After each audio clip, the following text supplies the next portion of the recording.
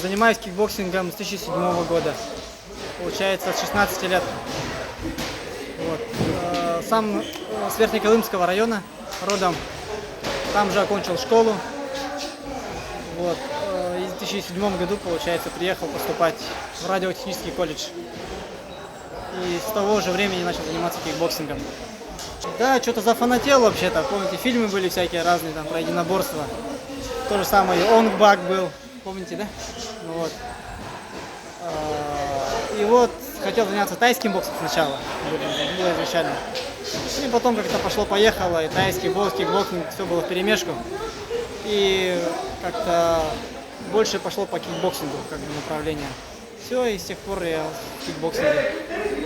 Соревнования были у меня в 2008 году. Спустя год занятий почти. Полгода примерно, вот так вот, по тайскому боксу. Ну вот, я выиграл этот турнир республиканский. И с этого начался мой путь. Ну, было очень волнительно. Очень волнительно. Все-таки ударная техника. Ну так, вообще-то я занимаюсь, до этого занимался вольной борьбой. Как бы со 2 класса по окончании школы. Вот. Анатолий Егорович Слепцов, мой первый тренер по вольной борьбе. Он привил мне любовь к спорту, так сказать. И потом было сложновато перестроиться, первый год особенно. Все-таки борьба и ударка — это разные виды спорта. Партер? Нет, не ложил. Сразу это все отошло. Ну вот, как-то так. Являюсь чемпионом России, чемпионом Европы, мастер спорта международного класса. Вот. Мастера спорта получил по лоу-кику, раздел лоу-кик. Нет, вру, К1 был мастер спорта. А потом я выиграл Россию по лоу-кику. И Европу тоже выиграл по лоу-кику. Там, где колена нету, получается. Знаете, да? Ну, команда у нас очень сильная, да. Ребята все пашут, все хотят завоевать медали. Никто как бы не будет отбывать свой номер. Вот. Надеемся, все будет хорошо, у нас получится.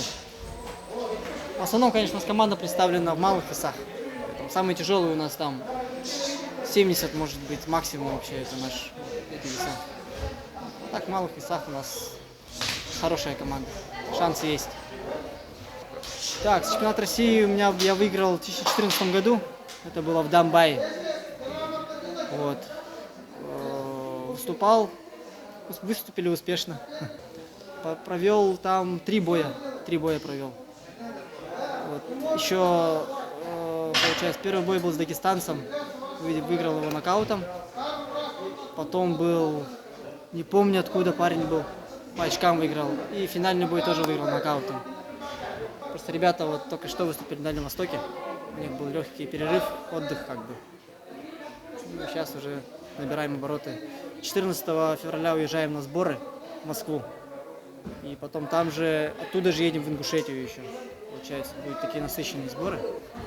В этом спорте же давно уже, как вы уже поняли, поэтому это уже мой образ жизни. Уже не могу без этого. Уже тело привыкло, уже это как часть меня уже получается, кикбоксинг. А вообще единоборство. Тело само уже просит нагрузку.